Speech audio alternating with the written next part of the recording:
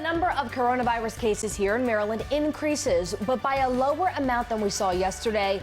And the number of people in the hospital also dropped today. Hello, everyone. I'm Nicole Baker. And I'm Rick Ritter. As August nears, a lot of people are weighing the pros and cons of reopening schools. It's a hot topic. Johns Hopkins University held a virtual town hall today to discuss if it is safe to do so. And we have team coverage on the coronavirus in Maryland tonight. Let's start with Avajoy Burnett and the decision by one local district. Avajoy.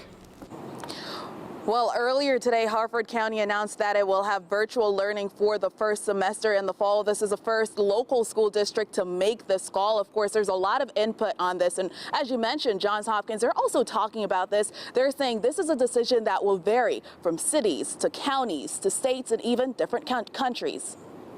I think that there's any way to overstate the complexity with which we're faced in thinking about trying to reopen our schools. Revving up for the next school year will be a challenge because of unknown variables. Experts at Johns Hopkins listed several reasons why kids need to be in school.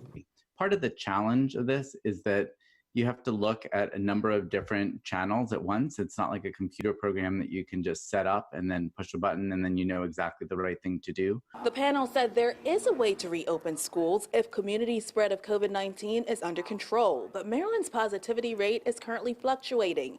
Kids would constantly need to wash hands and wear masks, but that's an issue of funding to pay for the supplies.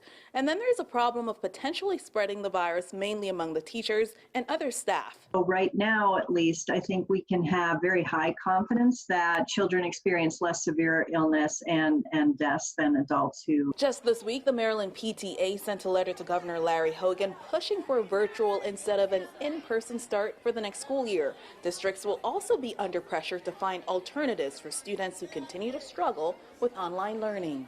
All of the things that I have mentioned are going to be hard. I completely acknowledge that. And this is where we think school will need additional resources and support. And a part of that additional support will, of course, include money. Johns Hopkins believe that will be to the tune of about $15 billion, something that Congress is now considering, especially for the schools. And we should also mention that next week, Dr. Karen Salmon, the state superintendent of schools, is expected to make an announcement. Live at 5, Avajoy Burnett for WJZ.